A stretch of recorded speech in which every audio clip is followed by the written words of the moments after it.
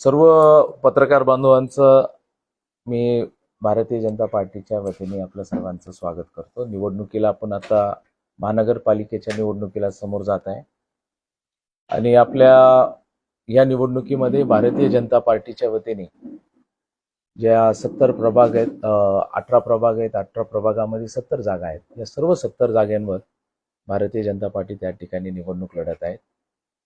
आम्ही सुरुवातीच्या काळामध्ये आमचे नेते माननीय देवेंद्रजी फडणवीस साहेब, माननीय चंद्रशेखरजी बावनकुळे साहेब, माननीय रवींद्र चव्हाण साहेब या सर्वांच्या सूचनेनुसार त्यांनी आम्हाला स्पष्ट शब्दामध्ये आदेशित केलं होतं की आपण ज्या ठिकाणी लढत असताना महायुती म्हणून आपल्याला एकत्रित लढायचं आहे।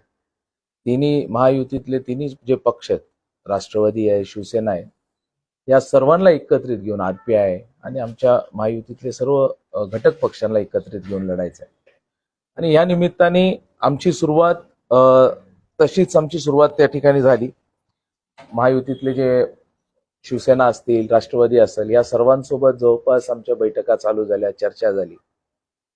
आणि निश्चितपणे यापूर्वी लातूरमध्ये लोकसभा असेल, विधानसभा असेल आणि यापूर्वीची महानगरपालिका असेल, भाजप, काँग्रेस, राष्ट्रवादी या ठिकाणी लढत होते आणि या दोघांच्या लढाईमध्ये मेजर पक्ष हा भाजप आणि काँग्रेस होता आणि गेल्या वेळेसच्या आमच्या 36 जागा होत्या। असे हे सर्व समीकरण आम्ही सर्व घटक आमचे मित्र पक्षांना दिले आणि पहिल्या टप्प्यापासून आमची सर्वांसोबत चर्चा होती की आपण सन्मानपूर्वक एकत्रित त्या ठिकाणी लढायला पाहिजे।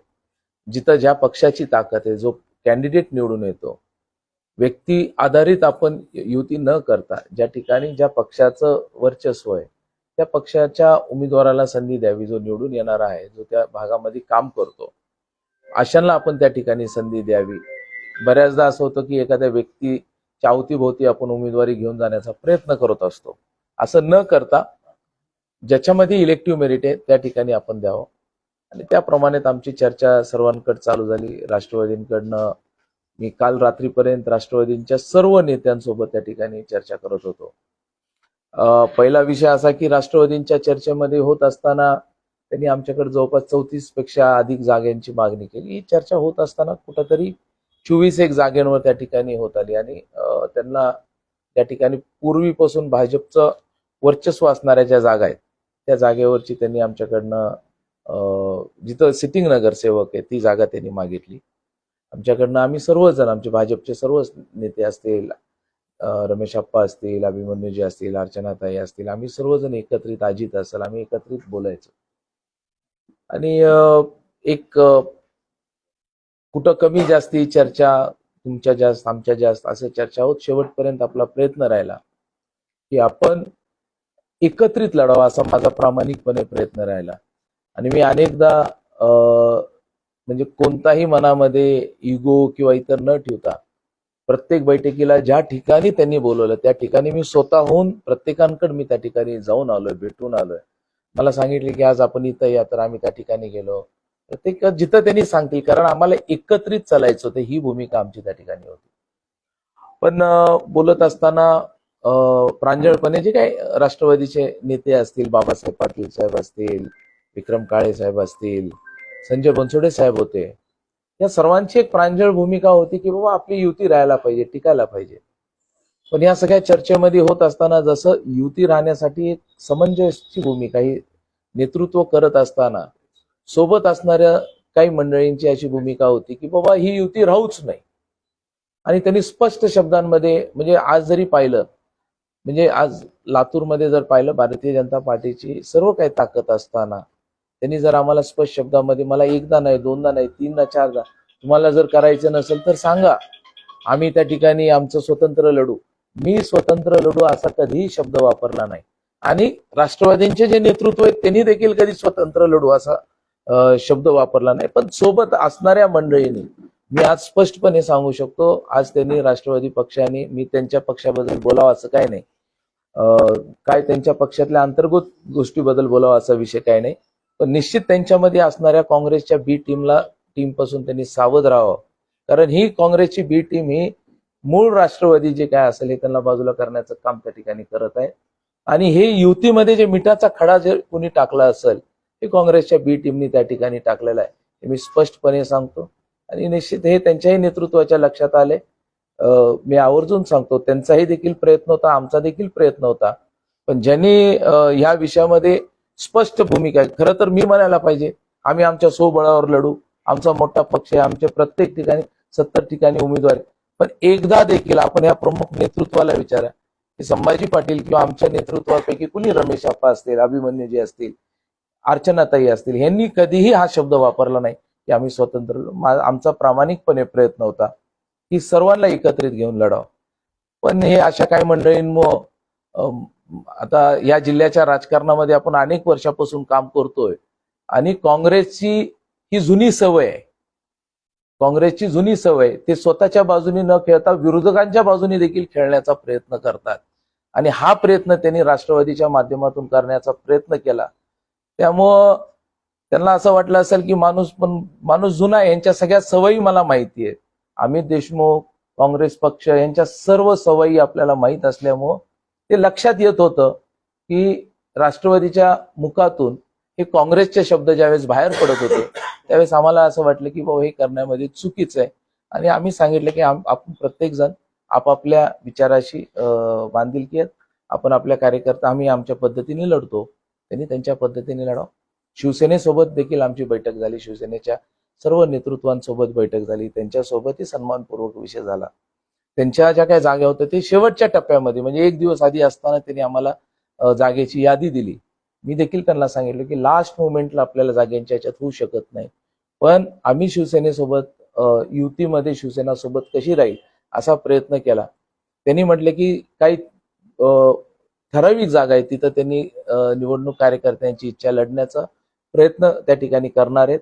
आणि आम्ही त्यांच्यासोबत शिवसेनेसोबत आमची मैत्रीपूर्वक, म्हणजे काही मोजक्या जागेवर त्यांनी काही एक दोन प्रभागामध्ये त्यांनी त्या ठिकाणी कार्यकर्त्यांच्या आग्रस्त लढतील, पण बाकीच्या ठिकाणी आम्ही मैत्रीपूर्वक आमची त्या ठिकाणी ती लढाई असणार आहे. पण जिल्ह्यामध्ये आम्ही शिवसेना आणि भाजप अशाच पद्धतीने आम्ही युती म्हणून पुढे जाण्याचा आमचा त्या ठिकाणी निर्णय झालेला आहे. फक्त 1-2 जागा त्या ठिकाणी असतील. आम्ही त्यांच्यासोबत सरकारमध्ये सत्तेमध्ये असताना एकत्रित काम करू अशी देखील भूमिका झाली. त्यांच्या प्रदेशाच्या नेतृत्वाने देखील या गोष्टीची दखल घेऊन त्यांनी देखील सांगितलं की कार्यकर्त्यांचा जिथं आग्रह आहे त्यांना मैत्रीपूर्वक लढू द्या, पण आपण महायुती म्हणून महायुती म्हणजे शिवसेना भाजप युती म्हणून आपण पुढे जाऊया असंही देखील आपण त्या ठिकाणी प्रयत्न केलेला आहे. आरपीआयच्याही नेतृत्वांसोबत चर्चा झाली, त्यांनी काही जागा काही नावं सुचवले. सिम्बॉलमध्ये आपल्याला कुठे हे होऊ नये म्हणून त्यांच्या सुचवलेल्या नावांना सोबत घेऊन आणि भविष्यात कॉपमध्ये जे काही संधी देत असताना आरपीआय आणि आमच्या घटक पक्षांना आम्ही त्या ठिकाणी घ्यायचा असं देखील आपण निर्णय केलेला आहे. या सर्व चर्चेमध्ये काम करत असताना आमचे भाजपचे सर्व म्हणजे आमदार असतील, माननीय परत एकदा रमेश आप्पा कराड, अभिमन्यूजी पवार, बसवराज पाटील, त्याच्यानंतर अर्चनाताई आणि अजित पाटील कवेकर, हे आमची एक स्टर्निंग कमिटी होती.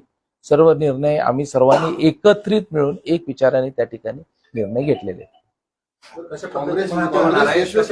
जागा वाटप झालेला आहे, शिवसेना किती लढणार आहे आणि भाजप जागा किती लढणार आहे? मी सांगितलं ना, काही प्रभागांमध्ये मैत्रीपूर्वक लढाई, दोस्ती में कुस्ती असं काही आमचं असणार, पण बाकीच्या ह्याच्यामध्ये आम्ही एकत्रितच आहे. भाजप 70 जागा आहे. हा, भाजप सर्व जागावर लढणार आहे. काँग्रेस एवढी पॉवरफुल आहे का, म्हणजे तुमची भाजप आणि इतर पक्षाची जी महायुती आहे, राज्यात एकत्र आहात, केंद्रात एकत्र आहात, काँग्रेस फार खिळखिळी करून टाकली असं सगळे जर बोलतात. लातूरमध्ये एवढी स्ट्रॉंग आहे की ते तुमच्या युतीमध्ये सुद्धा मिठाचा खडा टाकला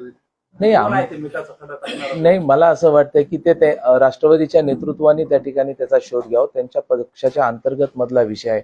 नेतृत्व जर तयार असेल आणि नंतर काही मंडळींना असं वाटत असेल होऊ नये, हे बघा आपल्याला देखील माहिती आहे स्पष्ट भूमिका ज्यावेळेस नगरपालिकेची होती, ज्यांनी जे बोलले त्यांना स्पष्ट आपण त्यांच्यावर विरोध केला.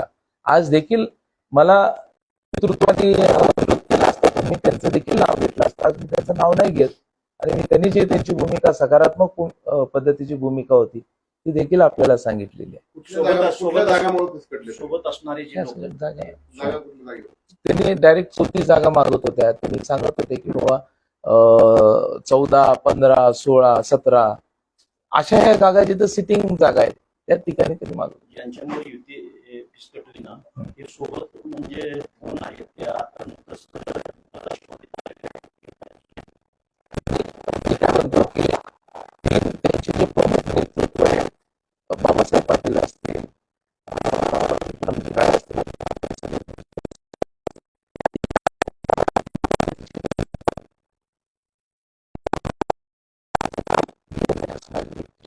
कोण आहे? नाही त्यांनी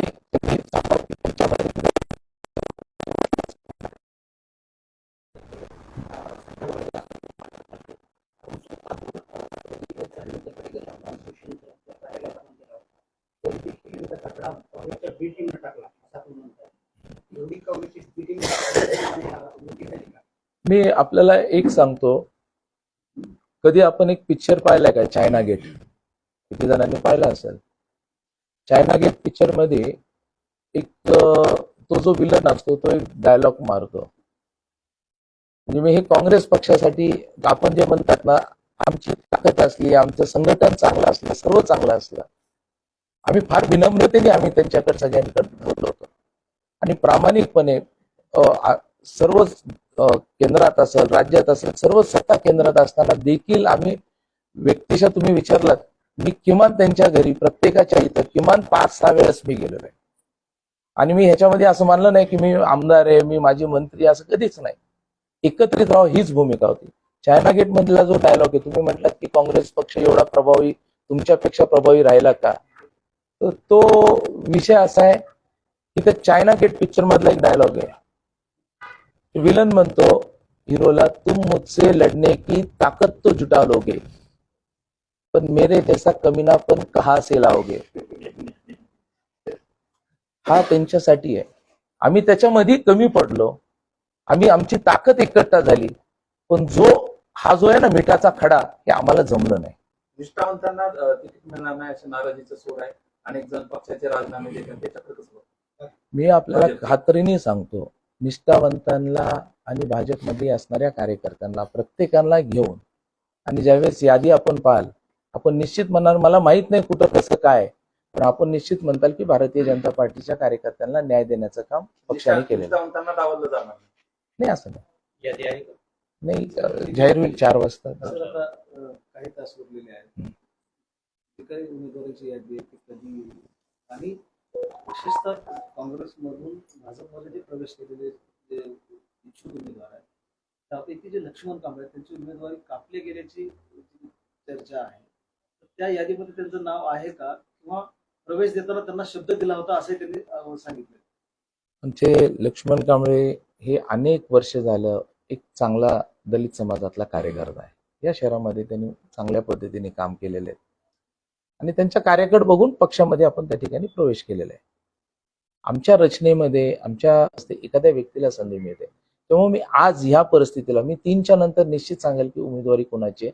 कारण जी यादी आहे, पक्षश्रेष्ठींनी नावं घेऊन आलेत, त्यांनी बंद पॉकेटमध्ये त्याच्यासोबत एबी फॉर्म त्यांनी लावलेत आणि एबी फॉर्म दाखल करण्याचं काम हे पक्षाच्या माध्यमातून. पण काँग्रेसमधून आलेले जे लोक होते त्याच्यामुळे निष्ठावंत नाराज झालेत ना. हे बघा, मी आपल्याला सांगतो की काही जागा अशा असतात की ज्या ठिकाणी भारतीय जनता पार्टीला यश मिळालेलं नसतंय किंवा त्या ठिकाणी आपण अडचणीत असतो, त्या ठिकाणी एखादं चांगलं नाव असतंय. आपण 100% म्हणत असताना एखादा चांगला व्यक्ती आला तर त्याला स्वीकारणं आणि त्याला संधी देणं, पण कुणाला डावलून संधी देणं असं नाही झालेलं आहे. जिथं भाजपचा कार्यकर्ता आहे तिथं भाजपचाच कार्यकर्ता लढतोय.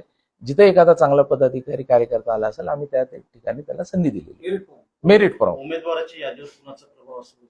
जनतेचा, आपल्या नेते नाही, कुणाचाच नाही. नाही, कुणाचाच नाही. मी आपल्याला सांगतो, जेवढ्या लोकांनी भारतीय जनता पार्टीकडे अर्ज केला होता त्या सर्वांचे अर्ज आम्ही त्या ठिकाणी पक्षश्रेष्ठीकडे पाठवलेले आहेत आणि त्याच्यातून नाव निश्चित करणार. किंवा होईल नाही, असं मी खात्रीने सांगतो की त्या ठिकाणी असं काही होणार नाही. या ठिकाणी भारतीय जनता पार्टीला मिळेल. 70 मी आज कोणतीही जागा जाईल असं म्हणू शकत नाही, पण किमान मी आपल्याला सांगू शकतो, खात्रीने सांगू शकतो की वी विल बी 50+. नगरपालिका निवडणुकी आहेत, म्हणजे 50 अधिक जागा भारतीय जनता पार्टी त्या ठिकाणी. नगरपालिकेत निर्विवाद वर्ष तेलंगणाच्या विजयी रॅलीमध्ये सगळे तिथंच रणशिंग फुंकून टाकलं. अजून निवडणूक संपलेली नाही. काय म्हणता येईल आता? कुठून एवढा कॉन्फिडन्स? नाही आता लातूरून जर पूर्ण तळ ठोकून जर तुम्ही निलंग्यात बसला असताल तर म्हटलं निकाला दिवशी तरी किमान सांगावं किंवा वी आर कमिंग. गर्जना होती. नाही लोकांच्या मनातली भावना व्यक्त केली की लातूर काय म्हणतंय तर लातूर कमळ म्हणतंय. आणि मी आपल्याला सांगतो आम्ही विकासाचाच वारसा घेतलाय. आज देखील आम्ही लोकांच्या समोर जात असताना विकासाचा वारसा घेऊन जाणार आहे. मोदीजींचा विकास आहे, देवेंद्रजींचा विकास आहे आणि तोच घेऊन आम्ही खाली जनतेपर्यंत घेऊन जाणार आहे. आज मला असं वाटतं की ह्या निवडणुकीमध्ये समोर जात असताना काँग्रेस पक्षाने एक गोष्ट लक्षात घ्यायला पाहिजे की बँकेमध्ये गेल्यानंतर एखादा चेक आपण कॅश करतो, परत तो चेक कॅश होतो का? नाही होत ना. तरी लातूरच्या जनतेची लिबर्टी अशी मानाव की 2दा-3दा चेक कॅश करून दिले. किंवा ह्या गोष्टीची तरी कदर इथल्या काँग्रेसच्या नेतृत्वाने करायला पाहिजे होती आणि जनतेसाठी वेळ द्यायला पाहिजे होता. कामं तर आम्ही समजू शकतो, जो व्यक्ती ज्या जनतेने निवडून दिला त्याला वेळ देऊ शकत नाही तो व्यक्ती काय विकास करणार आहे? ही लढाई नाहीये. निलंगेकर देशमुख लढाई निलंग्यात संपली. आता इथं जी लढाई असणार आहे ही फक्त आणि फक्त आम्ही काय करणार आहे, लातूरला काय देणार आहे. जे मोदीजींचा विकासाचा एजेंडा, देवेंद्रजींचा विकासाचा एजेंडा हा आम्ही समोर घेऊन जाणार आहे. आणि आमचं एक सिंपल वर्ड आहे की कमळ हे आमचं केंद्र असणार आहे. नाही आता ह्याच्यामध्ये ज्यांचं इलिगल असेल त्यांच्यावर ऍक्शन व्हायलाच पाहिजे. ते कोणत्या पक्षाचं ह्याच्याशी घेणं देणं नाही.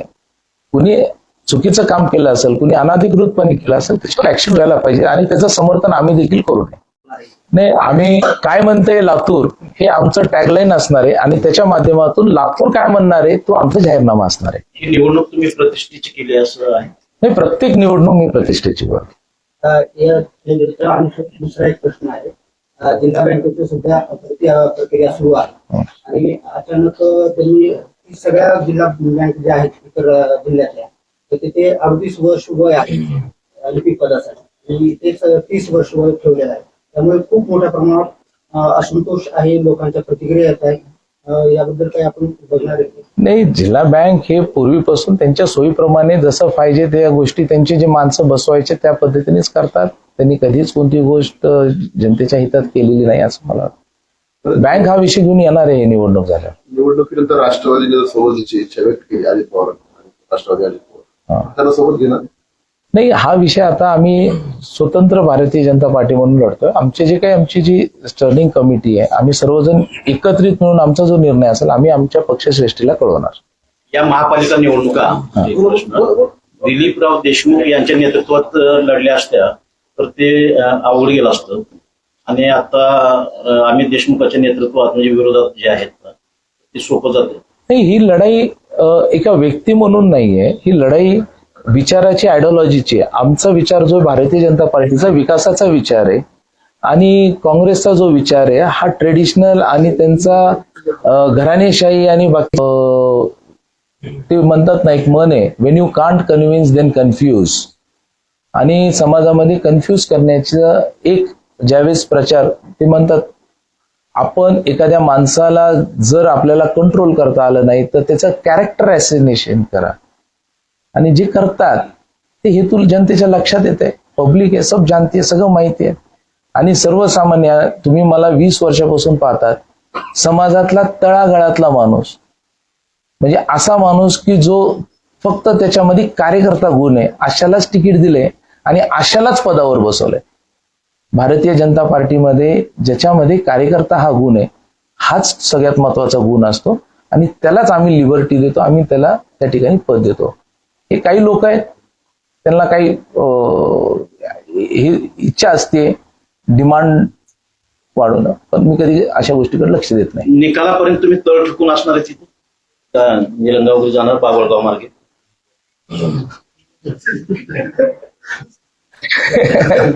आता सध्या आमचा औसा मार्ग चांगला चाललाय.